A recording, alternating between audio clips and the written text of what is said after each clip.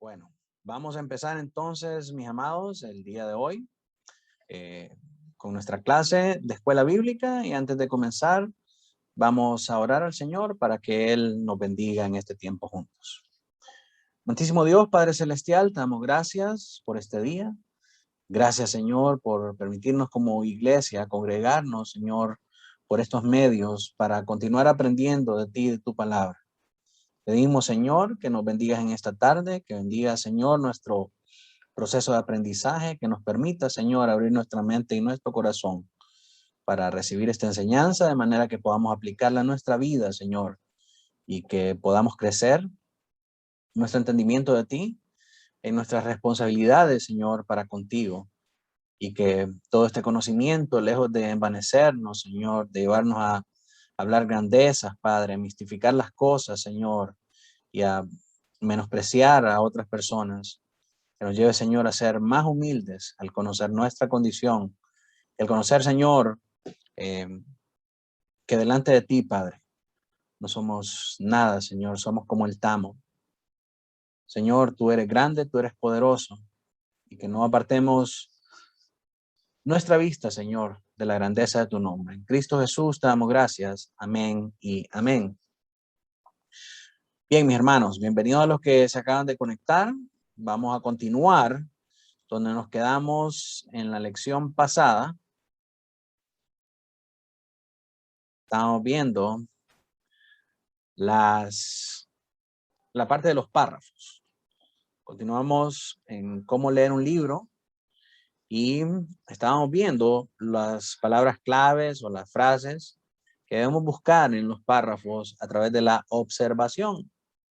En nuestro bosquejo vimos una introducción, hablamos un poco acerca del arte de la observación, cómo es necesario invertir suficiente tiempo en ver.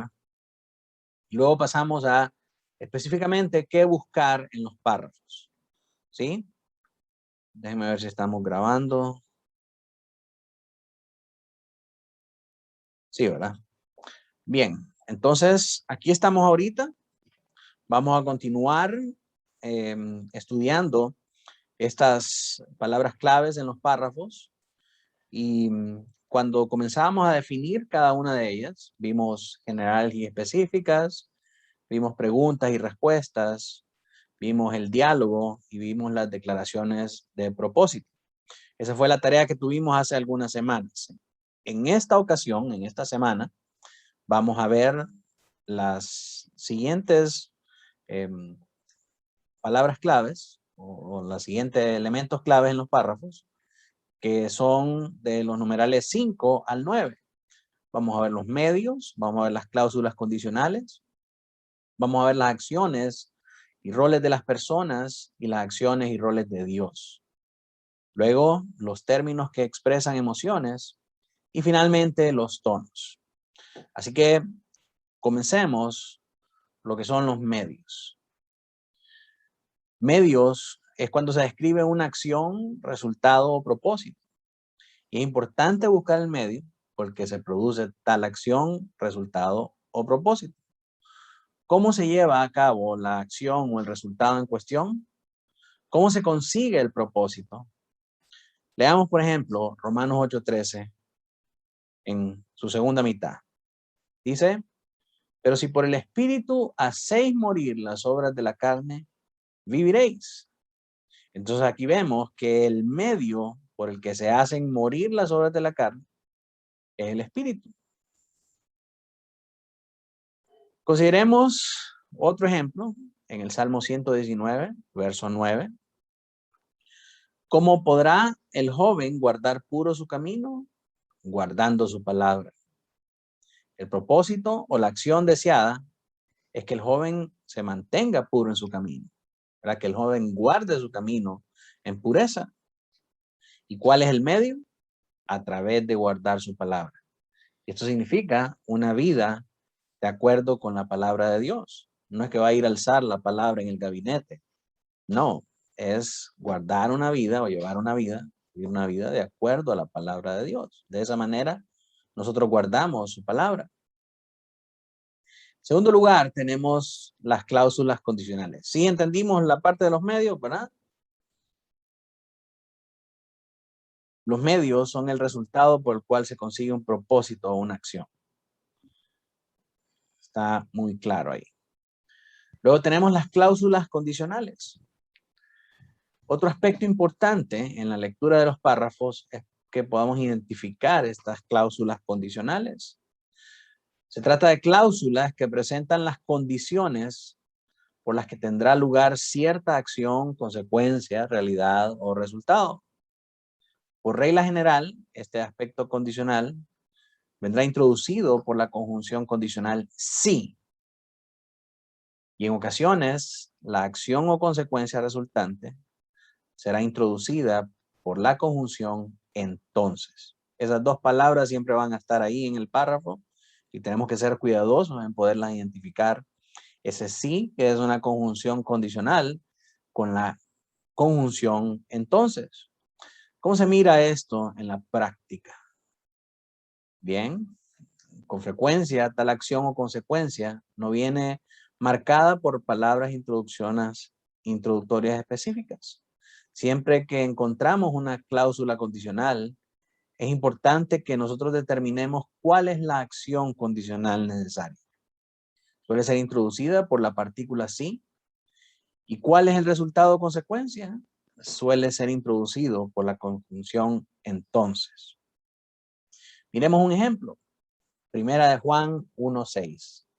Si decimos que tenemos comunión con Él, pero andamos en tiniebla, mentimos y no practicamos la verdad. La condición es si decimos que tenemos comunión con Él, pero andamos en tinieblas. ¿Sí? Identificamos inmediatamente esta cláusula condicional por esta conjunción sí. ¿Verdad? Ese sí es un condicionante, valga la redundancia, ¿verdad? Como cuando nosotros presentamos dos opciones. Si elegís la primera, entonces va a pasar esto. Si elegís la segunda, entonces va a pasar esto otro. Ese sí, entonces van juntos en estas cláusulas condicionales. Aunque a veces no aparece explícito el entonces, pero sabemos que es un resultado de esta cláusula, ¿verdad? Y la condición que nos muestra aquí, primera de Juan, es si decimos que tenemos comunión con Él, pero andamos en tinieblas. Luego vemos el entonces, aunque el entonces no está específico acá, se encuentra tácito, creo que es, ¿verdad? En la segunda parte.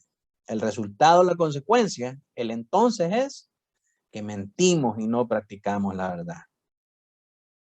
¿Están entendiendo, chicos? Sí.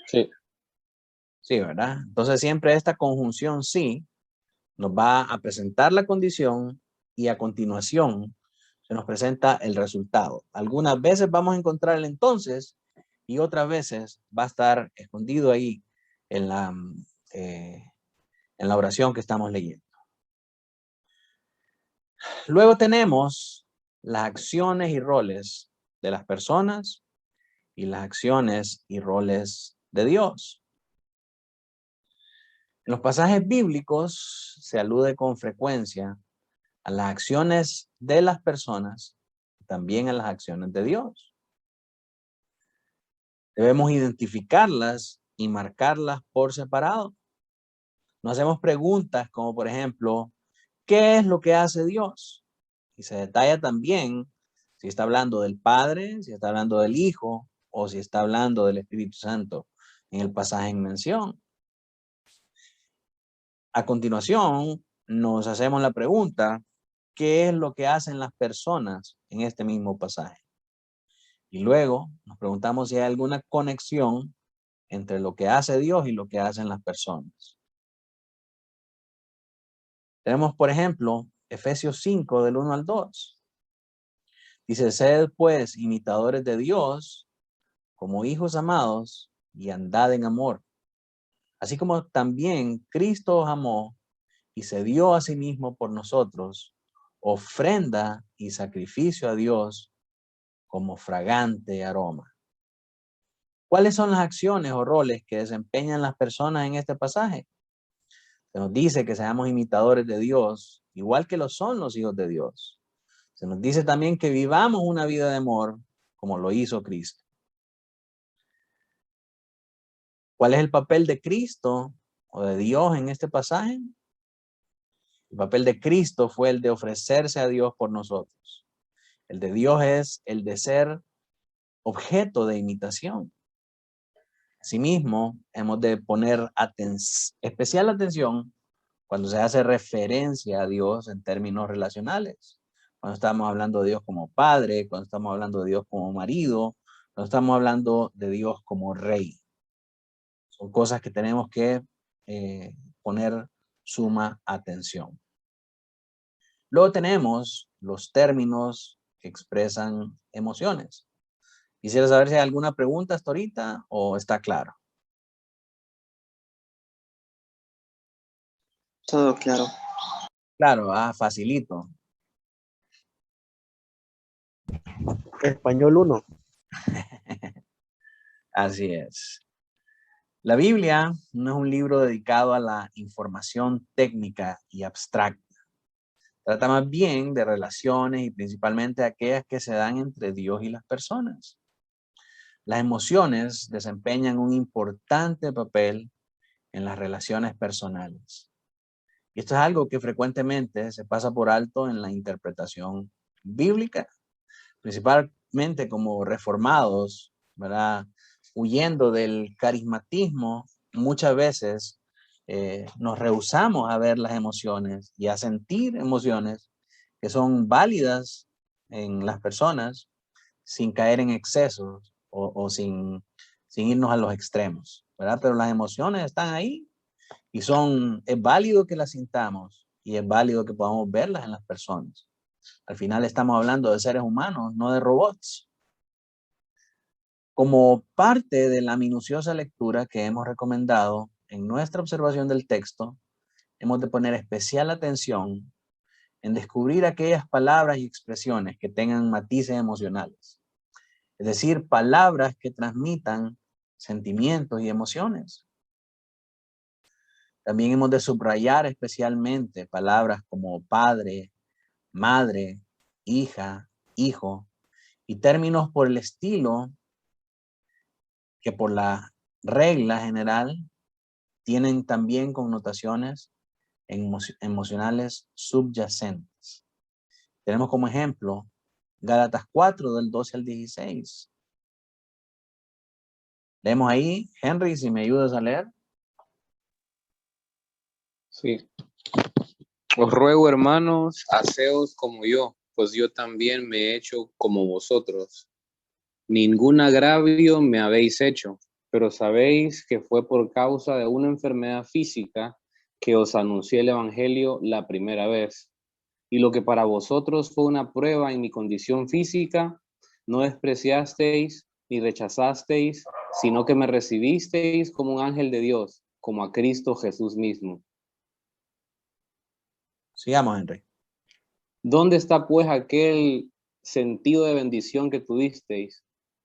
Pues testigo soy en favor vuestro de que, de ser posible, os hubierais sacado los ojos y me los hubierais dado. ¿Me he vuelto, por tanto, vuestro enemigo al deciros la verdad? Pablo es un escritor sumamente emocional y algunas veces no se contiene de expresar sus propias emociones y en ocasiones es sutil y en ocasiones es bien abierto y bien directo. Y me encanta mucho a veces la montaña rusa emocional en la que se encuentra, donde aparece días que dice: miserable hombre de mí, ¿quién me librará de este cuerpo de muerte? Pero hay otros días que está bien orgullecido y dice, si alguien tiene de qué gloriarse, yo más, de la tribu de Benjamín, circuncidado al 8º día, hebreo de hebreos, en cuanto a la ley fariseo, en cuanto al celo perseguidor de la iglesia. Entonces vemos que está en un bajo muy bajo y está en un alto muy alto. Y así expresa él sus emociones en diferentes instancias de las Escrituras. Y esta carta de Gálatas está plagada de estas emociones, ¿verdad? Y ese es el ejemplo que vemos en esta sección que leímos. Te das cuenta de que el término rogar transmite emociones mucho más intensas que pedir. Pablo lo hace a propósito. Parece haber escogido deliberadamente términos vivamente emotivos para expresarse en este pasaje y a lo largo de toda la carta de Gálatas. ¿Cuáles son los sentimientos que Pablo expresa aquí? ¿Por qué saca a colación su pasada relación, recordando a los Gálatas la calurosa acogida que estos le habían brindado? Pablo tiene un gran amor por estos Gálatas y sabe que son gentiles, y en un punto, bueno, de hecho al comienzo de su carta, comienza reprendiéndolo duramente porque se han apartado de la verdad muy fácilmente, mucho más rápido de lo que él esperaba. Y entonces es ineludible, es inevitable que él deje de expresar sus sentimientos al darse cuenta de que una iglesia que él amaba tanto está apartándose de la verdad y está yendo a la deriva en pos de otras filosofías y de otro tipo de conocimiento. Así que esto es en cuanto a términos que expresan emociones. Leemos principalmente las cartas paulinas, nos vamos a dar cuenta de este tipo de elementos que están presentes ahí. Finalmente tenemos los tonos. Tenemos que intentar identificar el tono del pasaje que queremos estudiar.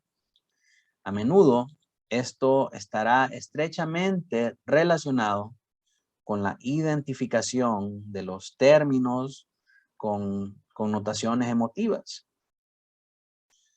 No obstante, una vez que hayamos observado cualquier término con una carga emotiva, tenemos que seguir adelante y determinar cuál es el tono general del pasaje.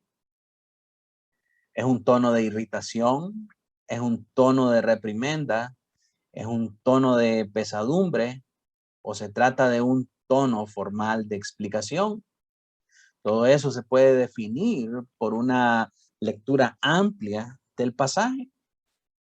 Por ejemplo, encontramos un gran contraste en la tonalidad expresada por Pablo cuando él escribe a los colosenses, a diferencia de cuando él escribe a los gálatas. Miremos estas diferencias. Helen, si me ayuda leyendo ahí, Colosenses 3, del 1 al 4. Sí, Colosenses 3, del 1 al 4. Si habéis, pues, resucitado con Cristo, buscad las cosas de arriba, donde está Cristo sentado a la diestra de Dios. Poned la mira en las cosas de arriba, no en las cosas de la tierra. Porque habéis muerto y vuestra vida está escondida con Cristo en Dios. Cuando Cristo, nuestra vida, sea manifestado, entonces vosotros también seréis manifestados con Él en gloria. Esta referencia que hace Pablo a los colosenses tiene un tono bien paternalista, condescendiente, en el que Pablo de manera paciente se encarga de enseñar a los colosenses acerca de esta victoria de Cristo sobre la muerte y de las cosas eternas. En cambio, Gálatas 3, mire cómo empieza. Roberto, si me ayuda leyendo ahí. Gálatas 3 del 1 al 4. Sí. Oh, Gálatas insensatos, ¿quién os ha fascinado a vosotros ante cuyos ojos Jesucristo fue presentado públicamente como crucificado? Esto es lo único que quiero averiguar de vosotros. ¿Recibisteis el Espíritu por las obras de la ley o por oír con fe? Tan insensatos sois, habiendo comenzado por el Espíritu, ¿vais a terminar ahora por la carne? Habéis padecido tantas cosas en vano, si es que en realidad fue en vano. Entonces aquí, hermanos, a los Gálatas, a diferencia de los de Colosas, les está pegando una buena peinada el Pablo. Les dice Gálatas insensatos. Hay otras versiones que traduce Gálatas estúpidos. ¿Quién os fascinó? ¿Quién os hechizó? Dice otra versión, a vosotros, ante cuyos ojos Jesucristo fue presentado públicamente como crucificado. Les está pegando una pelada de orden. Era muy diferente al Pablo tierno y paternalista que vemos en la carta de Colosenses. Entonces, podemos identificar diferentes tonos de acuerdo a diferentes públicos y a diferentes mensajes. Como cuando el Señor, en el relato de los evangelios, se refiere a Jerusalén o se refiere a los fariseos en comparación cuando habla con sus discípulos.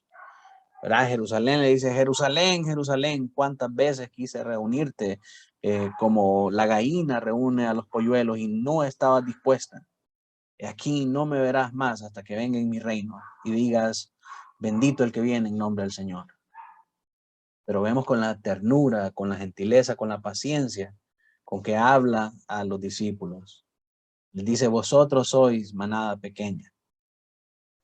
Ustedes son mis ovejas. Aunque también habían momentos en los que les eleva la tonalidad cuando los reprende. Por ejemplo, cuando le dice a Pedro, después de que Pedro se había ganado la estrellita, al decir que Jesucristo era el Mesías. Pero después le dice que tiene que ir a morir a Jerusalén. Y Pedro le dice, Señor, no vayas allá. Nosotros iremos contigo a donde quiera que tú vayas. Y entonces le dice el Señor, apártate de mí, Satanás. Ahí le incrementa el tono y lo reprende. Entonces vemos diferentes variaciones y diferentes formas de tonalidad en diferentes pasajes de la Escritura. Así que el tono es muy importante. Y aquí vemos lo que estábamos diciendo, que en Colosenses 3, del 1 al 4, Pablo utiliza un tono calmado, el que se usa para desarrollar una explicación y no recurre a términos fuertemente emotivos. Pero encontramos en Gálatas 3, del 1 al 4, que el tono es bastante distinto. En este pasaje está censurando, reprendiendo a sus receptores. Parece incluso que está un poco furioso o desilusionado al menos con los Gálatas, o quizás ambas cosas. El tono que utiliza se convierte en una parte del mensaje. Por ello es importante observar los matices de la tonalidad de los pasajes que estudiamos. Y si nosotros no entendemos esos matices, si nosotros no entendemos la tonalidad que un escritor en particular está utilizando, entonces es necesario que volvamos hacia atrás, que volvamos a analizar un párrafo en su contexto hasta que lleguemos a la idea y a distinguir qué es lo que se está diciendo, qué es lo que se está utilizando. Pero es muy importante que nosotros podamos distinguir estas cosas y que si no las entendemos, que podamos volver a ellas en su contexto. Ahorita me quiero regresar. Ups, se me cerró aquí. Vamos a ver. Aquí está. Entonces, vimos el día de hoy los medios, vimos las cláusulas condicionales, vimos las acciones y roles de las personas y acciones y roles de Dios, vimos los términos que expresan emociones, y vimos los tonos. En la próxima clase vamos a estar haciendo un repaso de todo lo que son estas palabras claves en el margen de los párrafos. Así que por hoy, mis hermanos, vamos a quedarnos hasta ahí. No quiero abrumarlos con demasiada información, pero quisiera saber si hay alguna pregunta acerca de estos elementos de los párrafos que vimos el día de hoy. Robert. Buenas noches, hermanos. Que les bendiga. Amén. Solo una cosa. Yo no sé si lo notaron, ¿va? En el párrafo de Colosenses que usted puso ahí, casualmente hoy cantamos esa parte. ¿Qué estaba haciendo el cuarto? Ante el trono. Sí, estamos escondidos en Dios por Cristo. Vamos a ver. Colosenses. Vamos arriba.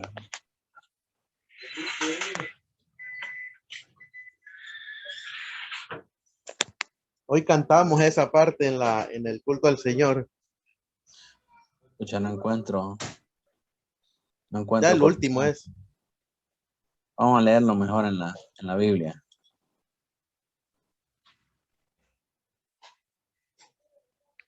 Es la comparativa que usted hizo entre Colosenses y Gálatas. Colosenses 3 del 1 al 4, ¿verdad? Y sabéis pues, si habéis pues resucitado con Cristo, buscad las cosas de arriba, donde está Cristo sentado a la diestra de Dios. Poned la mira en las cosas de arriba y no en las de la tierra, porque habéis muerto y vuestra vida está escondida con Cristo en Dios. Esa Cristo, parte. cuando Cristo en nuestra vida se ha manifestado, entonces vosotros también seréis manifestados con él en gloria. Amén. Amén. Gracias, Robert. Otra cosa que me gustaría añadir ¿Mm? es acerca del tema del contexto. A mí me ha sucedido que pues, yo estoy leyendo y acordémonos de que hay una gran brecha cultural, histórica y de la manera en que ellos escribían antes, ¿verdad? Y tal vez nosotros no la entendemos. No entendemos el vecino me puso especial. Entonces, no entendemos esas cosas de repente porque a veces no es nuestro contexto cultural y no nos cuesta entender por qué hacían ciertas cosas. Es como yo tengo vivido un ejemplo que es cuando creo que es el apóstol Pablo que le dice que tiene que combinar un poco de agua con vino por sus úlceras en el estómago. Entonces, una vez no entiende eso, pero es que antes no había Pepto-Bismol, ¿va? Y no había, no había medicamento para eso, y eso era lo que había, ¿va? Pero es de entenderle un poco y escudriñar más profundamente, escarbar ahí y tratar de sacarle el contexto de lo que se está hablando y entender un poquito más la costumbre, ¿verdad? Y como dijo usted, si no entendió, retrocede y vuelve a pasar. Si no entendió, retrocede y vuelve a pasar, retrocede hasta que pueda agarrarle sentido a lo que usted está leyendo bien. Porque a veces uno lee y se va. Así es. Sí, excelente, Robert. Sucede lo mismo, ¿verdad? Cuando leemos Santiago 5:14, cuando habla de que si alguno está enfermo, que llame a los ancianos para que oren por él. Vamos a leerlo. Dice, ¿está alguno entre vosotros enfermo? Que llame a los ancianos de la iglesia y que ellos oren por él, ungiéndole con aceite en el nombre del Señor.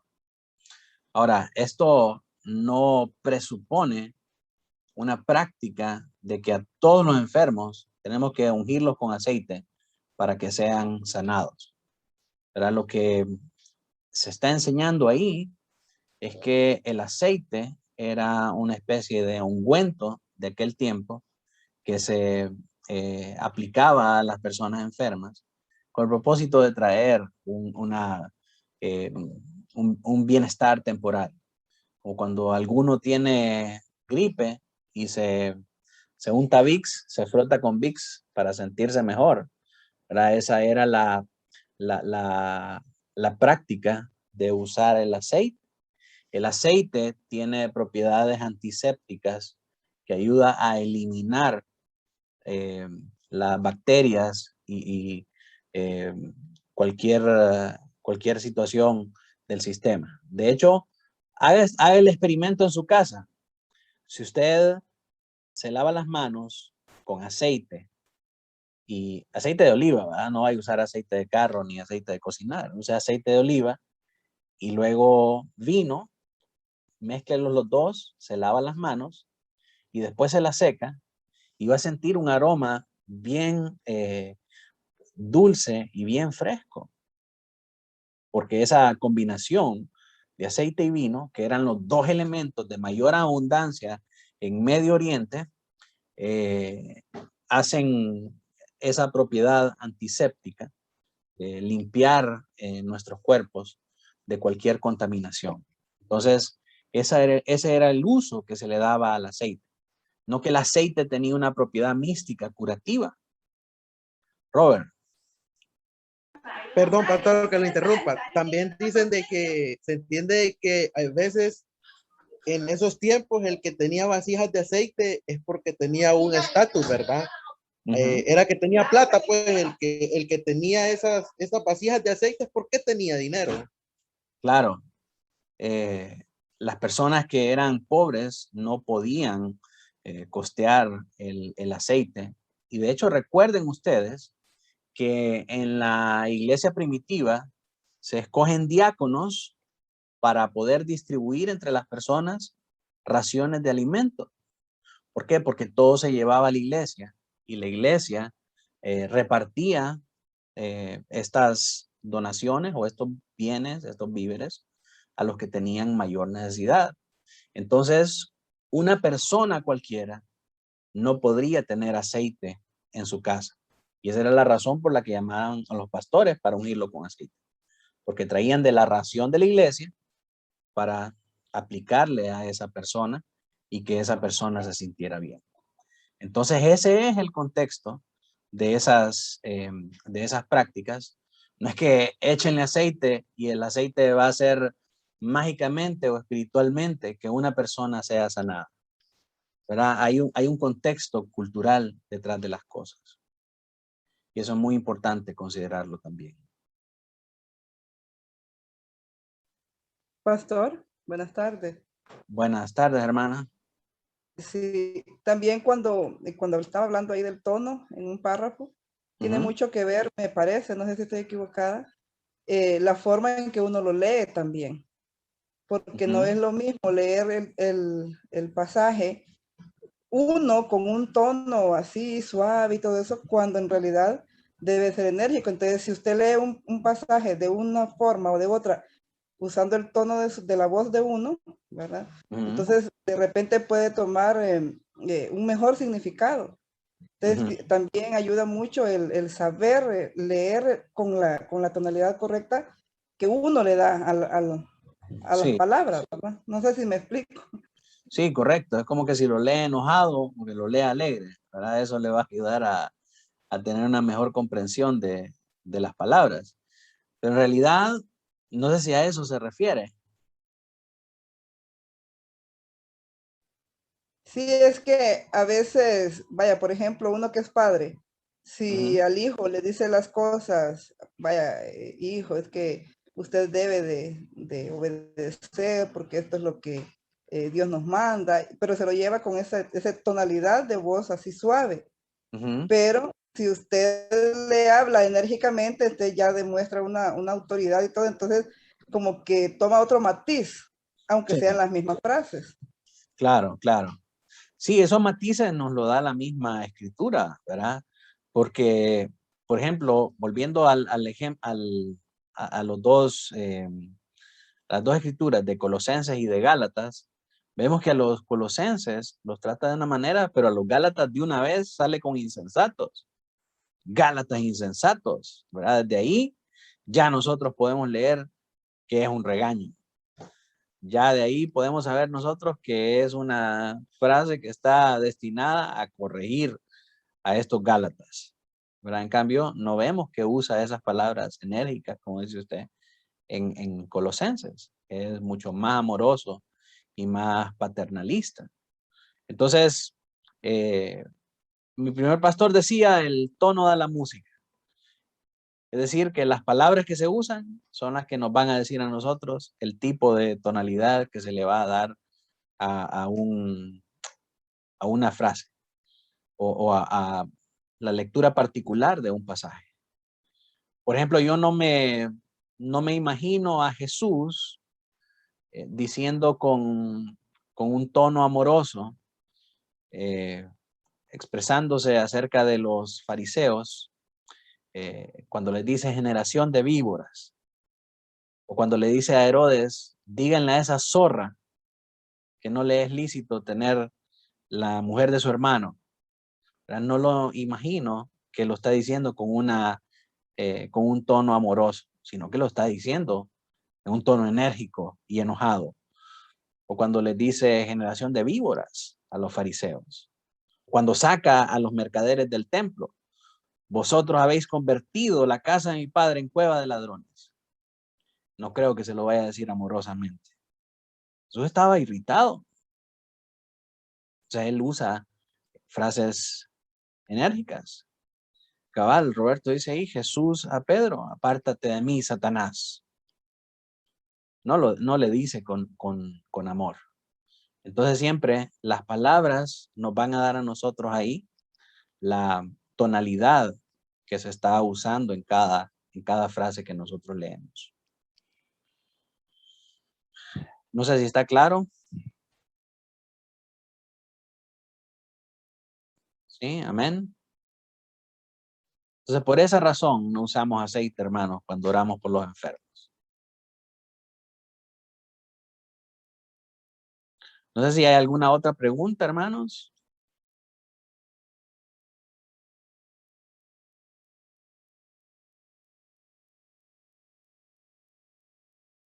Y pastor, solo también eso tiene que ver, yo creo que el tono es con los problemas que se abordan en ese sentido con las cartas.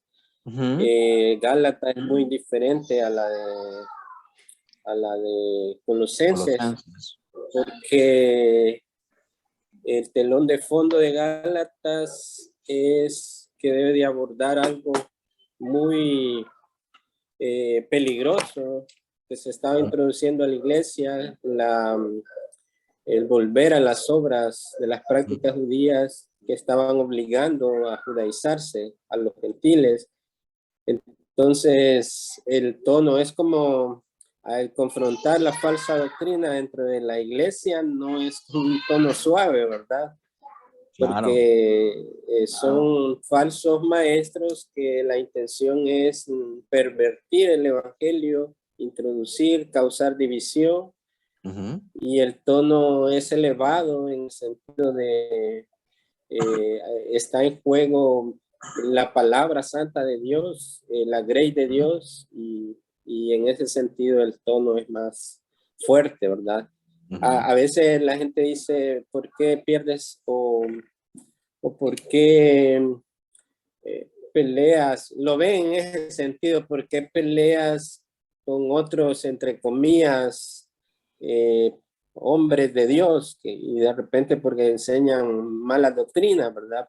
Pero nuestro pleito no es contra las personas en sí, sino con lo que enseñan. La gente no entiende esa parte.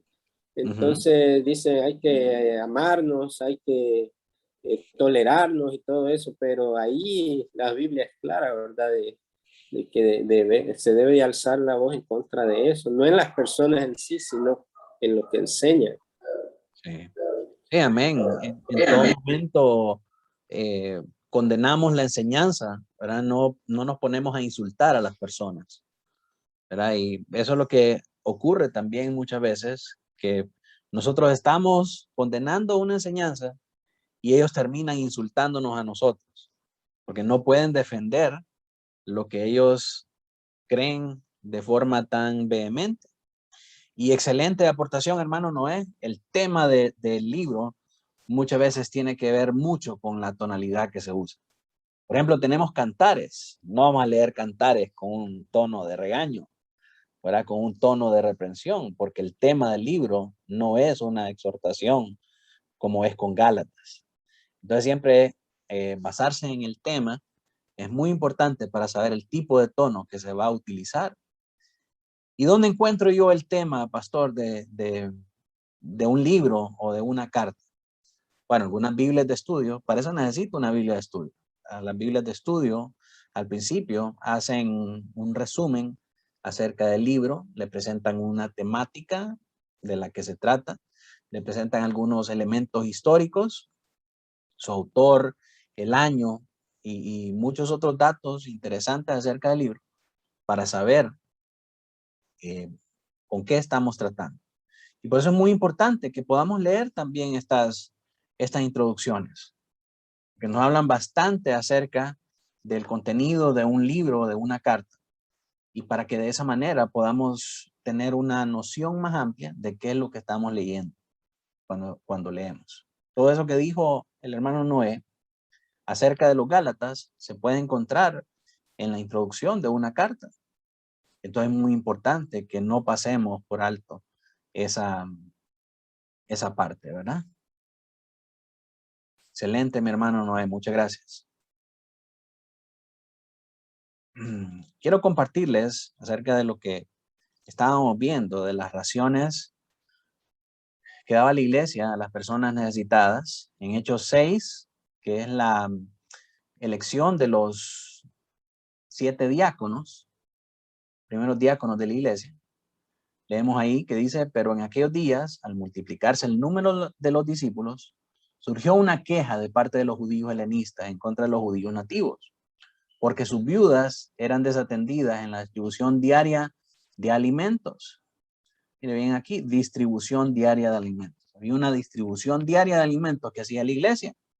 Entonces los 12 convocaron a la congregación de los discípulos y dijeron, no es conveniente que nosotros descuidemos la palabra de Dios para servir las mesas. Y eso nos da una pauta también acerca de la labor de los pastores, porque los pastores no pueden estar descuidando la palabra de Dios para servir a las mesas. No porque servir a las mesas sea un trabajo denigrante para un pastor, sino porque su labor primaria es ocuparse de la palabra de Dios. Por tanto, hermanos, escoged entre vosotros 7 hombres de buena reputación, llenos del Espíritu Santo y de sabiduría, en quienes podamos encargar esta tarea. Esos son los requisitos que tiene que tener un diácono. Buena reputación, lleno del Espíritu Santo y de sabiduría, y en quien podamos encargar estas tareas. Tiene que ser un hombre responsable, tiene que ser un hombre comprometido con la iglesia. Y nosotros nos entregaremos a la oración y al ministerio de la palabra, porque estas son las 2 cosas que son más importantes en un ministerio pastoral. Lo propuesto tuvo la aprobación de toda la congregación y escogieron a Esteban, hombre lleno de fe y del Espíritu Santo, a Felipe, Prócoro, Nicanor, a Timón, a Parmenas y a Nicolás, prosélito de Antioquía, los cuales presentaron ante los apóstoles y después de orar pusieron sus manos sobre ellos. Y la palabra de Dios crecía y el número de discípulos se multiplicaba en gran manera. Y muchos de los sacerdotes obedecían a la fe. Entonces esto no quiere decir que les pusieron las manos y el Espíritu Santo los habilitó para hacer la función de diáconos. Esa imposición de manos también es una señal de la época de solidaridad de los pastores con todos aquellos que eran encomendados a la obra del ministerio. No significa que ponían las manos y se caían para atrás. No significa que ponían las manos y que eran llenos del Espíritu Santo. Estos hombres ya estaban llenos del Espíritu Santo. Dice que eran hombres llenos de fe y llenos del Espíritu Santo. El poner las manos no nos dice dónde les impusieron las manos. ¿Por qué asumimos que se las pusieron en la frente? ¿Y qué si se las pusieron en los hombros? era una señal de compañerismo, era una señal de aprobación. Estamos aprobando a estos hombres para el ministerio, así que ellos tienen todo nuestro reconocimiento. Están investidos de la autoridad de las Escrituras. Pero por desconocimiento se tergiversan todas estas cosas y terminan enseñándose herejías y errores que no tienen absolutamente nada que ver con la iglesia ni con la Escritura. Entonces, por eso el contexto es importante. Tanto el contexto de todo el libro, como el contexto cultural, como el tema del libro que estamos estudiando. Así que todas estas cosas tienen que ser tomadas en consideración cuando estamos leyendo la palabra del Señor. Pastor, qué complicado entonces estar en eso de estar leyendo la palabra si hay que considerar todas estas cosas. Precisamente, hermano, leer la palabra de Dios no es algo que se tenga que hacer con ligereza. El gran problema de los cristianos hoy en día, por lo que caen en tantos errores, es porque agarran versículos sin su contexto. Y agarran de aquí, agarran de allá lo que les conviene y terminan pensando que eso es para ellos. Que eso es algo que nosotros tenemos que hacer. Cuando en verdad es algo que Dios le había dicho a su pueblo. Es algo que tiene una aplicación para aquel entonces, pero que no significa lo mismo para nosotros.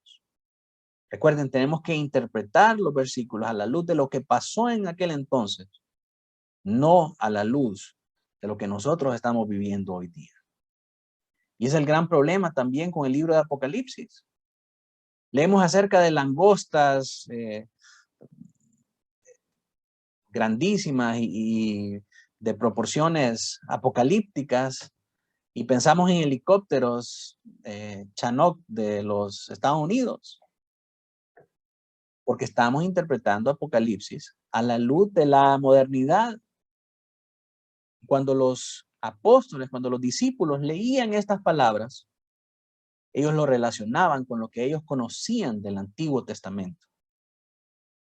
Y si hay un libro que tiene muchísimas referencias al Antiguo Testamento, es Apocalipsis. Más que todos los libros del Nuevo Testamento juntos. Apocalipsis hace muchas referencias al Antiguo Testamento. Entonces, todas las palabras que nosotros tenemos que leer ahí, tenemos que verlas a la luz de aquellos tiempos. ¿Qué significaban estas palabras y estas cosas para los apóstoles? No lo que significan para nosotros ahora.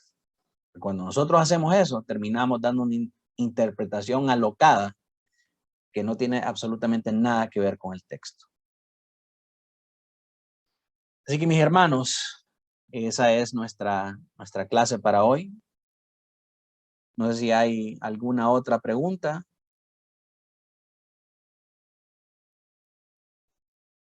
Si todo está claro, entonces vamos a terminar orando al Señor. Y quiero pedirle a Lucas que nos despida en oración.